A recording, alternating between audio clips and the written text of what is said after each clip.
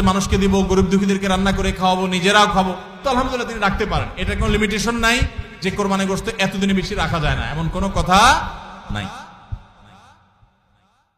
আসন্ন কোরবানি নিয়ে যদি কিছু নসিহা পেশ করতেন, আমরা বলে ফেলেছি সেটা।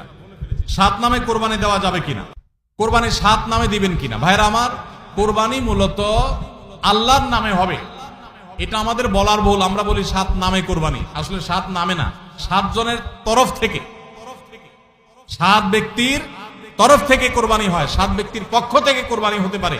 গরুতে, ওটে সর্বোচ্চ 7টা ভাগ হতে পারে, 7-এর নিচে হতে পারে, উপরে হতে পারে না। আবার ভগ্নাংশ হবে না, অর্থাৎ 1 ভাগ দুজনে মিলে নিলে হবে না। বুঝে আসছে কথা?